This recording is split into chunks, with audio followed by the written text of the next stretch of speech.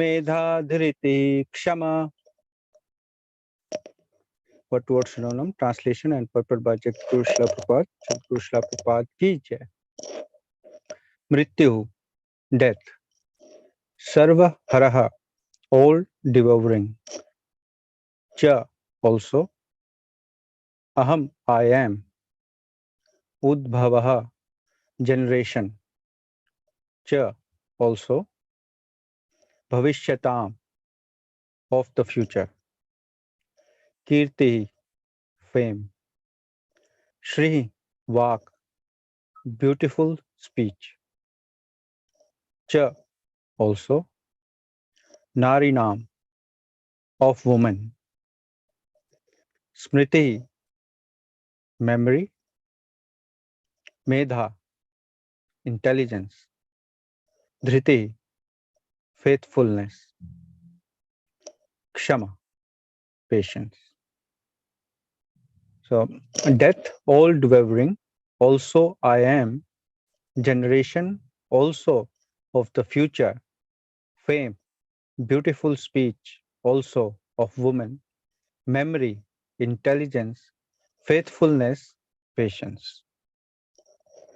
Translation. I am all devouring death, and I am the generator of all things yet to be. Among women, I am fame, fortune, speech, memory, intelligence, faithfulness, and patience. Purport. As soon as a man is born, he dies at every moment. Thus, death is devouring every living entity at every moment. But the last stroke is called death itself. That death is Krishna. All species of life undergo 6 basic changes. They are born, they grow, they remain for some time, they reproduce, they dwindle, and finally vanish. Of these changes, the first is deliverance from the womb, and that is Krishna. The first generation is the beginning of all future activities. The 6 opulences listed are considered to be feminine. If a woman possesses all of them or some of them, she becomes glorious. Sanskrit is a perfect language and is therefore very glorious. After studying, if one can remember the subject matter, he is gifted with good memory or smriti. One need not read many books on different subject matters. The ability to remember a few and quote them when necessary is also another opulence. Jai Srila Prabhupada ki jai. So what I realized that here Lord Krishna is saying that I am all devouring death. That first thing. So death takes away everything. We have material, whatever material things we have in this world. Because every moment we die, as Srila Prabhupada are mentioning here, that every passing moment we are getting old. So old cells in body dies and new cells generated. So our body is changing every moment. And final death when we leave this body. This is actually confirmed in Bhagavad Gita, chapter 2, verse 13. Dehino asmin yatha dehe kaumaram yovanam jara tatha dehantara prapti dhirastatra muhyati dhirastatra na muhyati. So we get birth and then we grow in childhood, then youth and old age. And in between, we produce children and then we die. So these changes, every living being goes through. But dhiras tatra na muhyati. So dhir person doesn't get bewildered by such changes. So, but for materialistic person, death is very painful because it takes away everything he accumulated.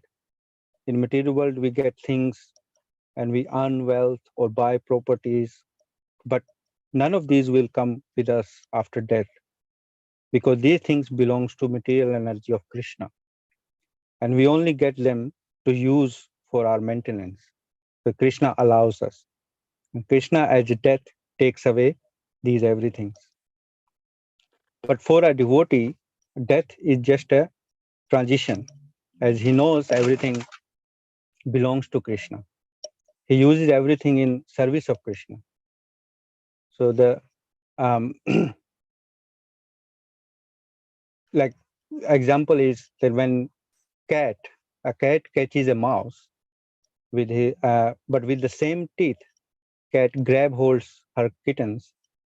So the teeth are the same, one for killing the mouse, one for holding the kittens. So for devotees, death is transmigration for this body, and because they devotees are dependent on Krishna, and they knows the the factual fact that everything belongs to Krishna, and we are using everything in service of Krishna. So this is the very important part we understand about death. And now the 7 opulences are mentioned here. They are feminine in nature, and the first 3 we'll see are external, and rest 4 are internal, like fame, fortune, and fine speech. So if someone have these, then or one of these, then he is glorious.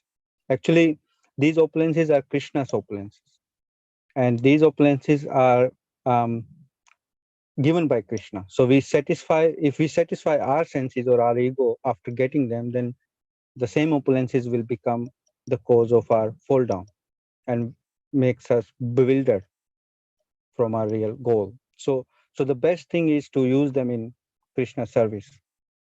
If we are famous, then we can influence and engage people in Lord's service. And same like fortune, if we can use it in the preaching.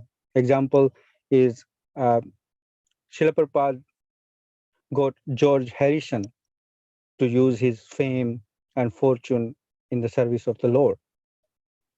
So same, if we are expert in speech, then we can preach nicely the message of Srila Prabhupada.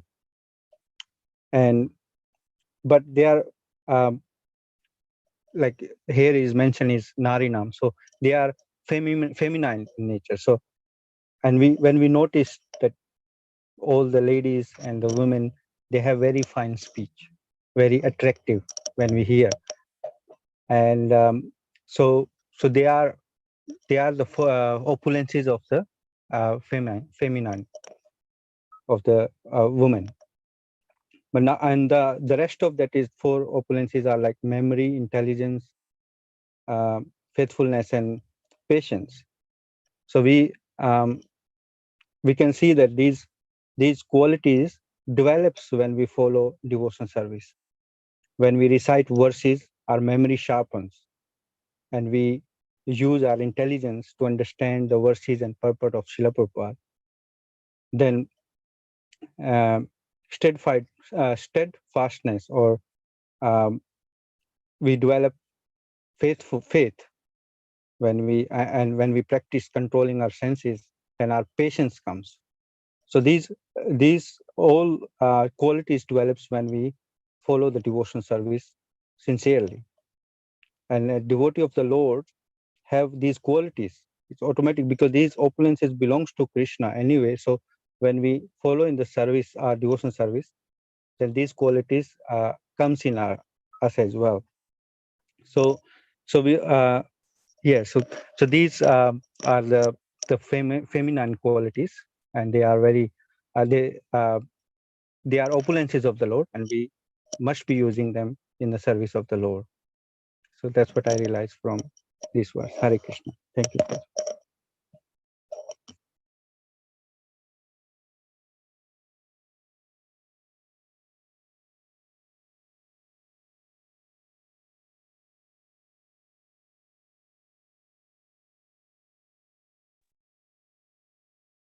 Hare Krishna, dear devotees.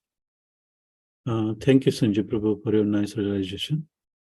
And thank you, Krishna Samarpan Prabhu, Krishna Samarpan Krishna Prabhu, Purunpagya Mataji, and his case Ambrish Prabhu for organizing and giving us opportunity to share our realization on this verse.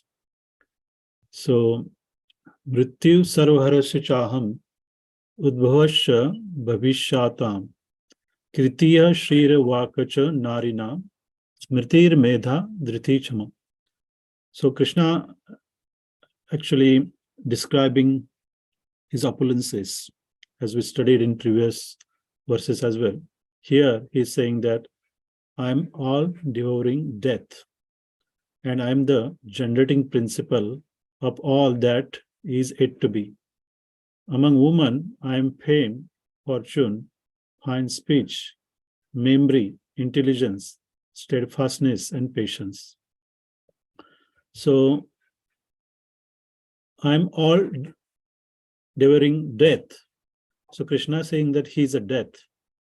And when we speak about death, normally in this material world, death has very negative perception. Everyone feels very negative about the death. Normally, people are very afraid, especially people who are too attached to the sense gratification. So everybody knows that actually one day they will die. However, everyone actually, the way they live, they actually ignore death. They think that death is so far away, and they carry on their life as it is.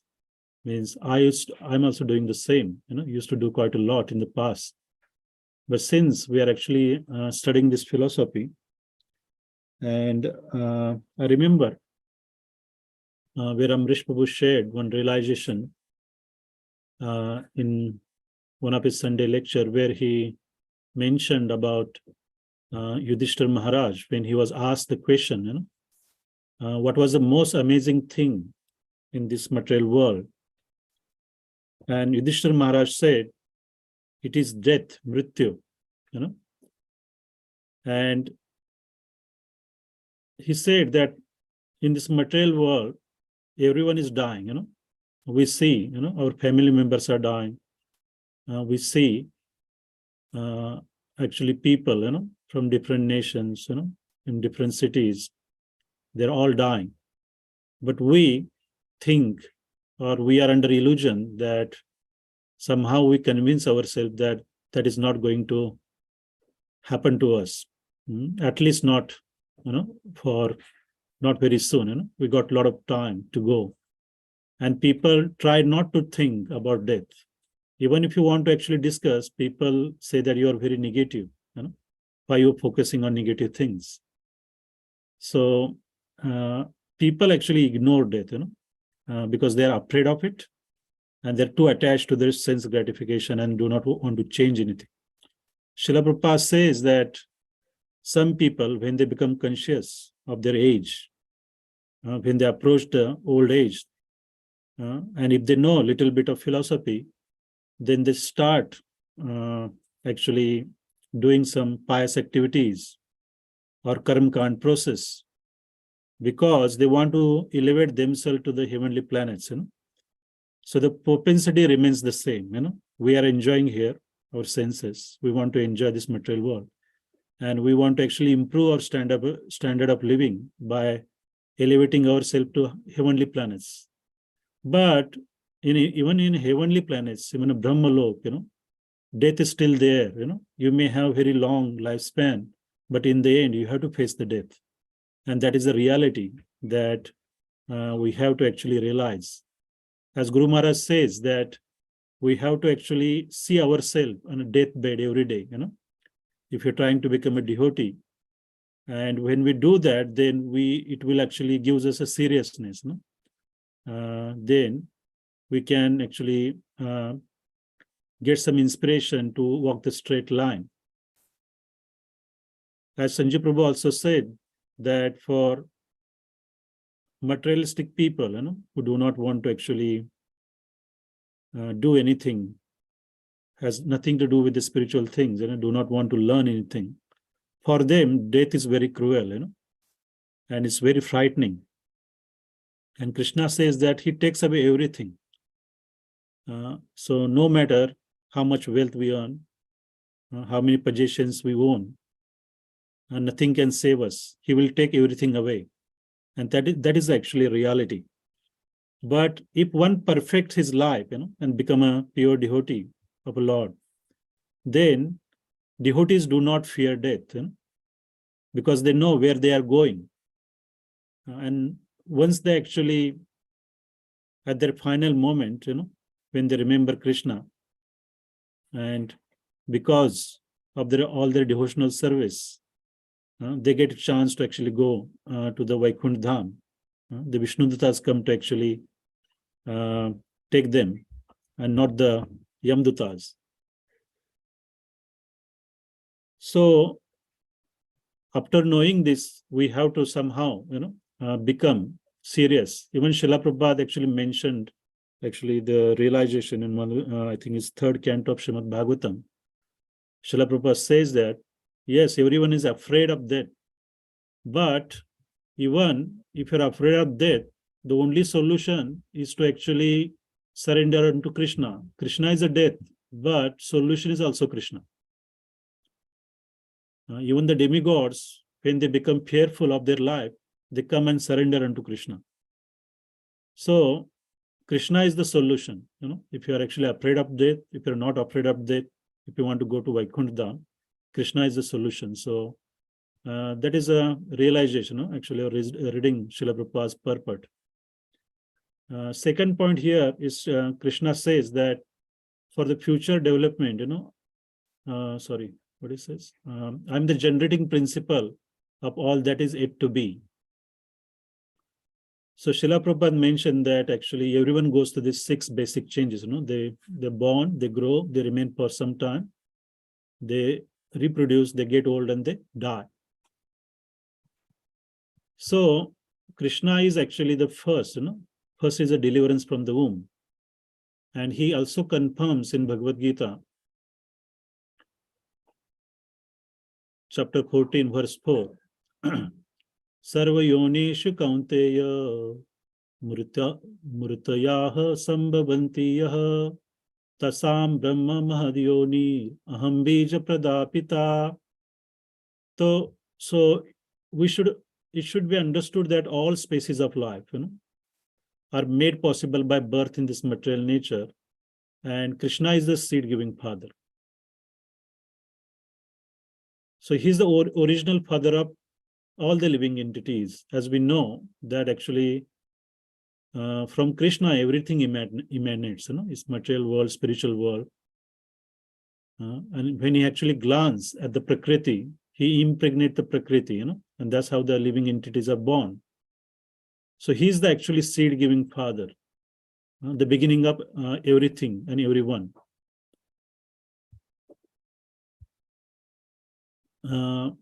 With the actually 7 opulences which are mentioned in the purport here, by Srila Prabhupada, the fame, fortune, fine speech, memory, intelligence, steadfastness, and patience, they're all they're considered feminine, but they can actually be seen in woman as well as man as well. And Srila Prabhupada says that if any person who possesses these opulences, even some of them, they become a glorious. So Krishna also has all the 6 opulences, so everything actually comes from the Krishna. As Sanjay Prabhu also very nicely said the same point, that even if we are actually we are fortunate enough to have any of these opulences, then unless we use that in Krishna's service, there is no use. Ultimately, we all actually, everything ends with our body. Krishna actually, as a death, he kills everything. So it's best way that any opulence that we have, we use it in the service of the Krishna. And it is said that even Srila Prabhupada actually once said that even when we engage all our senses, any ability we have in the service of the Krishna, then actually Krishna actually, he increased the lifespan of the senses. Also, when we actually engage them or any of this fortune in service of the Krishna, they improve. Here, actually, even the speech, when we are actually new, means we're still new, that we can't able to even speak, can't able to share the realization. But when we try to actually engage in the service, try to chant, do some service, or try to read these verses, slowly, we develop these abilities of actually speaking and sharing the realizations. So that is a practical realization that everyone have. So any actually opulence that we got, even if we're intelligent, if our memory is sharp, then we should use it to memorize all these verses and instructions and try to actually help ourselves to progress on this path. So that is what I realize from this verse. Thank you, Hare Krishna.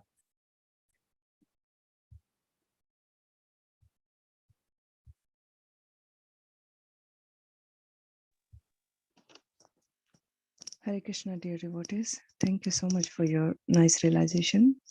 And thank you, Prabhuji, for giving us the opportunity to share our realizations. Hare Krishna. Mrityu sarvaharascha udbhavascha bhavishyatam kriti shrirvakcha narinam smritir medha dhrati kshama. We all know that as sure as death, one who is born, death is certain. God is merely the force of creation and also the force of destruction. And Krishna gave us everything in form of death. We are dying every moment. And the moment we take birth, we start dying. We grow, we take birth, we grow, we reproduce, we dwindle, and we finally vanish. So the first is deliverance from womb, which is Krishna. And the last stroke is called death, which is also Krishna. And those who die are born again. And Krishna is the generating principle of all future beings. And Krishna also lists certain qualities which are seen as adornments in personality of woman, which are manifested from inside and outside. And if woman possesses any of these, they become glorious. And if a man is famous as a righteous man, that makes him glorious, as because Sanskrit is the perfect language and therefore very glorious. If after studying one can remember, if we can remember the subject matter, we are gifted with the good memory, which is Samriddhi, and the ability not only to read books on different subject matter, but to understand them and apply them is necessary, is called intelligence, which is Medha, which is another opulence. And the ability to overcome unsteadiness is our firmness, which is Dhriti. And if we are fully qualified, is humble and gentle. Yet when we are fully qualified, yet is humble and gentle. And one is able to keep his balance both in sorrows and in ecstasy of joy. He has the opulence called patience. And from Bhagavad Gita chapter 12, verse 13, 14, it says that whenever a devotee is in distress or has fallen into difficulty, he thinks that it is Lord's mercy upon him, and he thinks to God, and he thinks that it's my thanks to my past misdeeds, and I should suffer far and far greater than I'm suffering now. So it is by the mercy of Supreme Lord that I'm not getting all the punishment I am due. I'm just getting a little by the mercy of the Supreme Personality of Godhead. Therefore, he's always calm, quiet, patience, despite many distressful conditions. And a devotee is always free from all bad association. Sometimes one is praised and sometimes one is defamed. That is the nature of human society. But a devotee is always transcendental to artificial fame and infamy, distress or happiness. He is very patient and does not speak of anything but the topic about Krishna. Therefore, he is cold silent. Um, from another Bhagavad Gita verse 16, it says that determination means that one should not be agitated or frustrated in some attempt. There may be failure in some attempt, but one should not be sorry for that. He should make progress with patience and determination. And that's the way to self-realize and to surrender unto the Lord fully, and who does not have attachment for material prosperity. So because the material prosperity and sense enjoyment and their advancement are all activities of ignorance in human society. Peace and friendship are impossible for a society detached from the association of God and his devotees. And it is imperative, therefore, one sincerely seek the association of pure devotee and hear them patiently and submissively. So from this verse, it's I realized that if a woman have all these qualities, and if these qualities been used in the devotional service, then these are so helpful to progress. And even any of the quality, even if a man or a woman have their own qualities and are used in the progression towards towards purify our senses, then it is best used as we can use our senses. Like, for example, of computer, any technology can be used in a best way and can be used in a worse way. So this is entirely up to us, that how are we using all these qualities and our senses to make our life. So that's definitely that if we are engaging and forcing our senses to engage in bhakti and association and reading and everything related around Krishna, then we definitely see the progression and we definitely see our senses are purifying. But if we get distracted and if because of this material world there are so many distractions, then we can also realize that we are dragging ourselves from that right path. So it's, yeah, to be fully qualified and be humble and gentle, we definitely have to use our senses for the best. That's my realization, Prabhuji. Hare Krishna.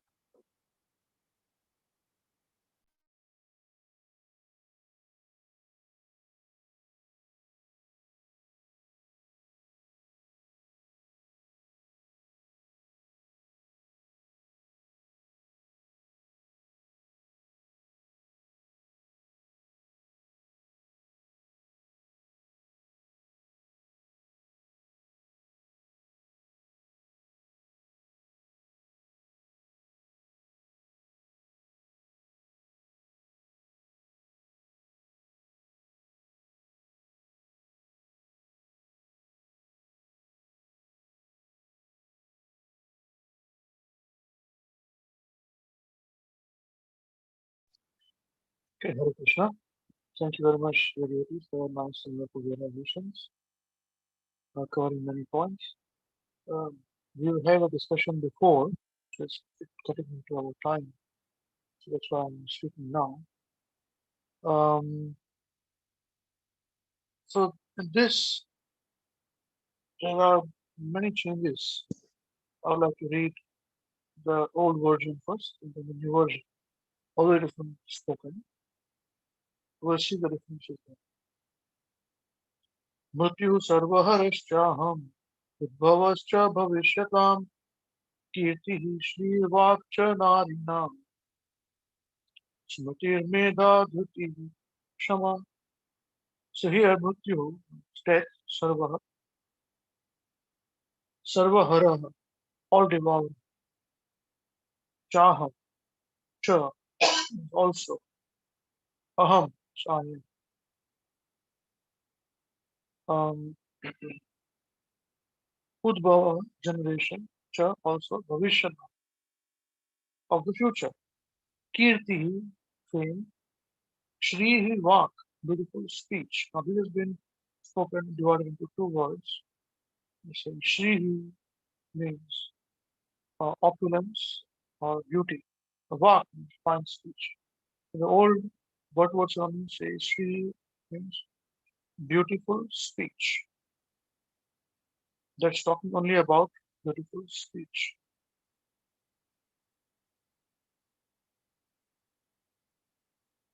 And in the new changed edited, Shri is kept separately, opulence or beauty, and Vak means fine speech. Usually Vak means speech, not fine speech. But again, I'm not the authority, I'm just so this is the difference. We'll go further. Then Shri Vakcha also, Narina, of women.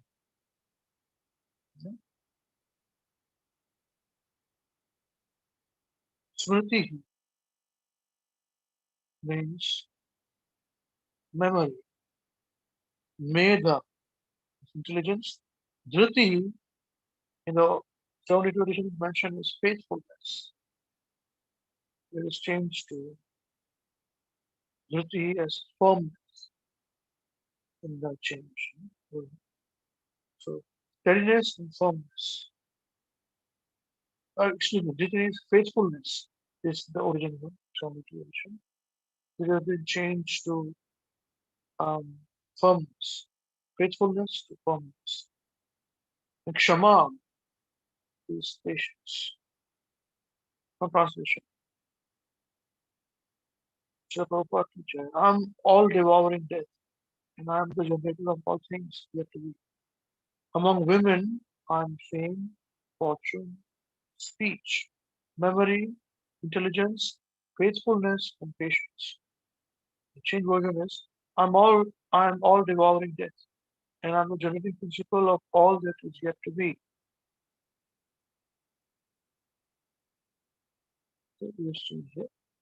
And among women, I'm fame, which is like what? Fame,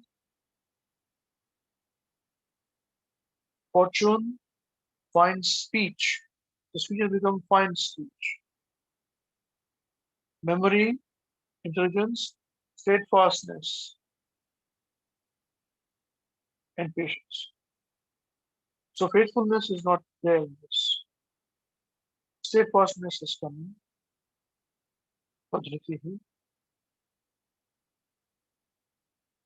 In the purport, we'll read the 72 edition. As soon as a man is born, he dies at every moment. But death is devouring every living entity at every moment. But the last stroke is called death itself. The death is Krishna. All species of life undergo six basic changes. They are born, they grow, they remain for some time, they reproduce, they dwindle, and finally vanish. Of these changes, the first is deliverance from the womb, there's birth, and there is Krishna. Is mentioned in the Srimad Bhagavatam. The first generation is the beginning of all future activities. The six opulences listed are considered to be feminine. If a woman possesses all of them or some of them, she becomes glorious. There's no question of men. Sanskrit is a perfect language and is therefore very, very glorious. After studying, if one can remember a subject matter, he is gifted with good memory or smriti. Then Prabhupada, one need not read many books on different subject matters. The ability to remember a few and quote them when necessary is also called another option. Is also another option. This purport has changed completely. Hare the new purport now. As soon as a man is born, he dies at any moment. Thus death is devouring every living entity at any moment. But the last stroke is called death itself. That death is Krishna. As for future development, this change. All living entities undergo six basic changes. They are born, they grow, they remain for some time, they reproduce, they dwindle, and finally they vanish. Of these changes, the first is deliverance from the womb, and that is Krishna. The first generation is the beginning of all future activities.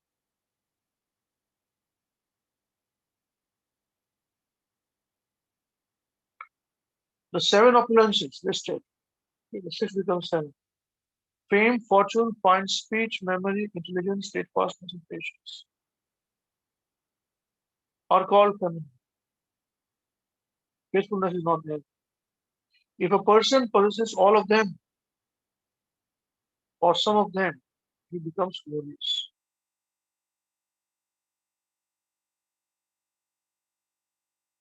Prabhupada writes, if a woman possesses all of them or some of them, she becomes glorious. So she has become he and a person who changed it. If a man is famous as a righteous man, that makes him glorious. This is not there. Then added later on. Sanskrit is a perfect language, starts here, and is therefore very glorious. If after studying one can remember a subject matter, he is gifted with good memory or smriti. And the ability to read will change completely now. The ability to read not only to read many books on different subject matters, but to understand them and apply them when necessary is intelligence, mega. This is completely opposite of Prabhupada. There is no need to read many books. There is the ability to read many books and understand them and apply them. It's called intelligence of mega. Another opposite. The ability to overcome unsteadiness is called firmness or steadfastness, dhriti. The defining is dhriti here. And when one is fully qualified, yet is humble and gentle, and when one is able to keep his balance both in sorrow and in ecstasy of joy, he has the opulence called patience, Shama. This is all. So maybe it is in the original manuscript, which is not written earlier, or it's changed now. So this is where it becomes very messy. Still, there are living beings. There are those personalities who were with Prabhupada, who know the truth. They should speak out before they leave this world. They will do greatest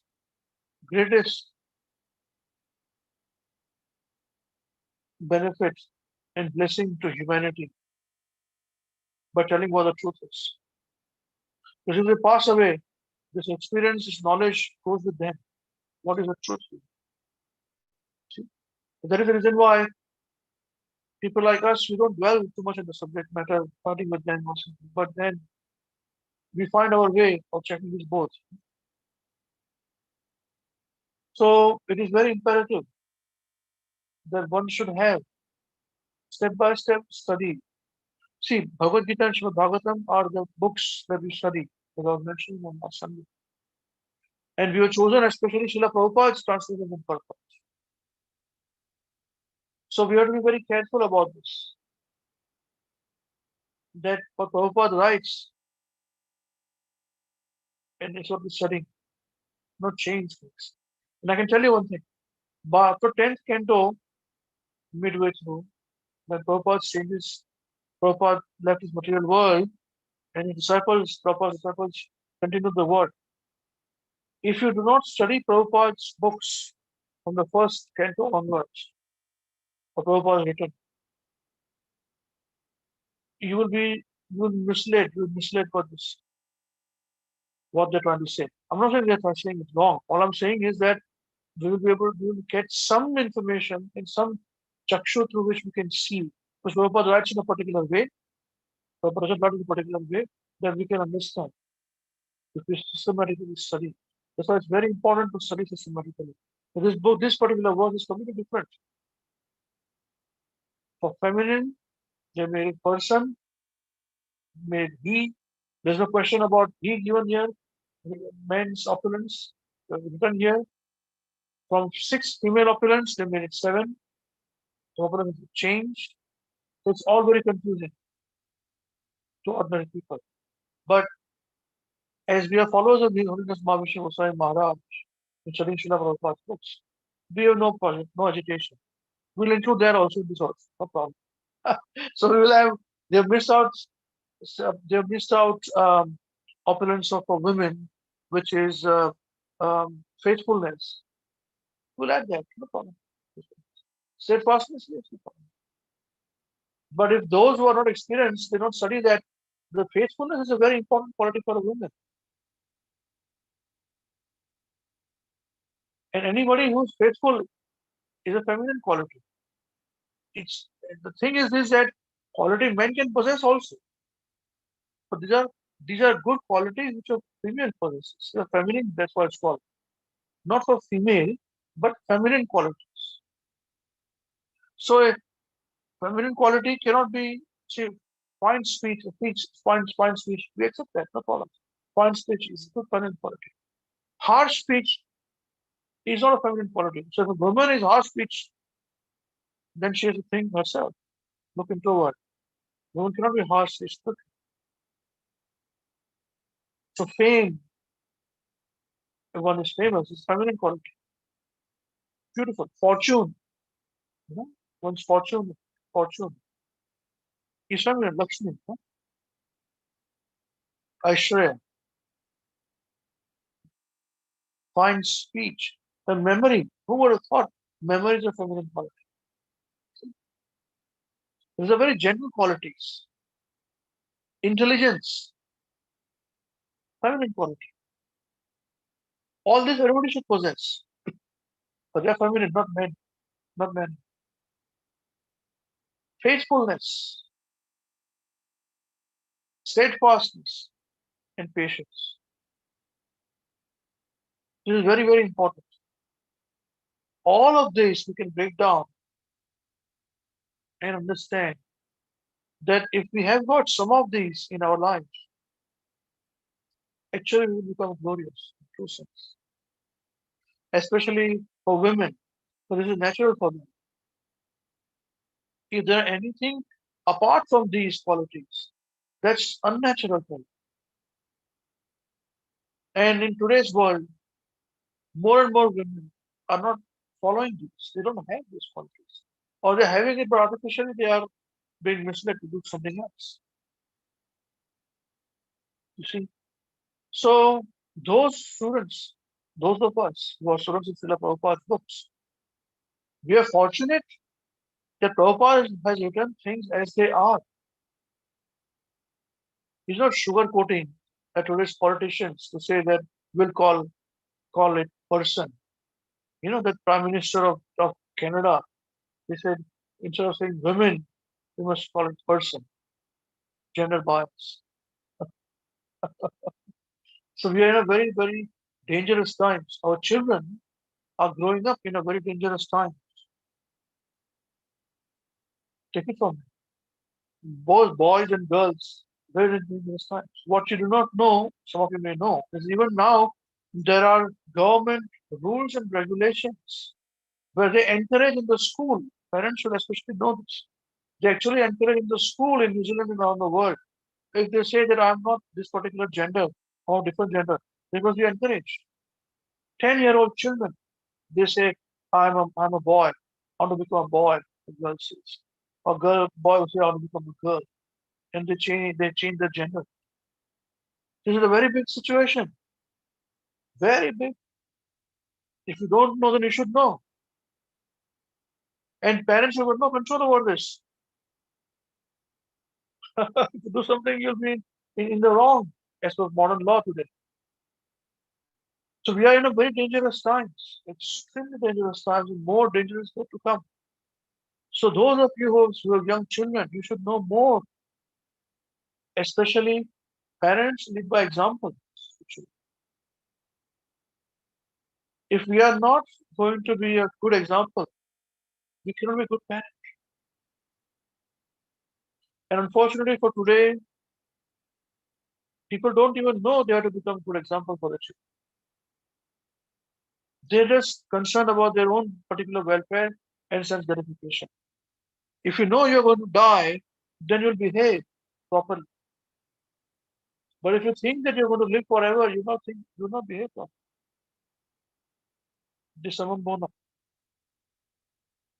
So that is the reason why in this world today, nobody's thinking about death.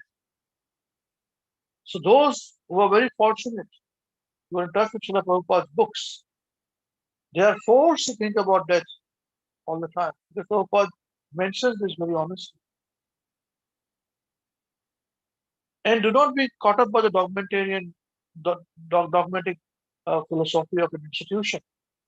This is worldwide phenomenon. Everybody undergoes this. When one has got facing trouble in this world, one can sit quietly and see what is Krishna's hand in this. And that is the most difficult thing to do. In an institutional consciousness, it is the most difficult thing to do. But if you are not institutional conscious, if you are Krishna conscious, it's not that difficult. It's a bit easier. Because you are not bound by institutional dogmatism. You are free to apply this knowledge into practice. So please, this information today, this particular words, what we discussed, has got a lot of implications for us. And we have to understand this, the meaning of this. Mrityu Sarva Harashaham, we understand it very well. But the feminine qualities, we saw how it affects us, how it should be benefiting us. Not that it remains in one place and we are in a different place. Please, please. In our leaders program, slowly I want us to give only realizations which we implement, not just what we study. I'm very keen about doing that and implementing in our leaders program. Otherwise, it's very easy to give classes, you know. You go online, Google, find out a topic, you got 5-10 verses, and you speak on the verses like a parrot. Without implementing. So slowly, I'm deeply contemplating this point that we should give our realizations only if we are implementing this. Then let's see how much we are implementing. Otherwise, the giving bhashan is very easy, you know. We have seen that in any religious institution. They give big lectures, but privately, it should be very bad. Of course, we are not doing very bad. What I'm saying is that in our honesty, in the quest for honesty, let us try and implement what we're studying. Then we speak. Yeah, that's what I realized in this today's verse. Very beautiful verse. Thank you very much. Hare Krishna. If anyone wants to say something, please feel free. Hare Krishna.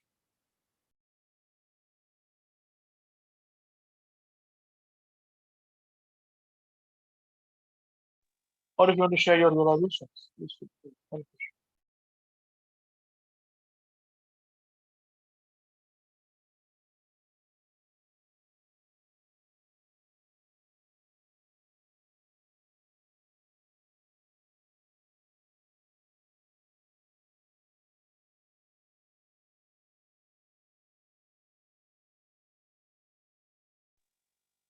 Okay, wonderful.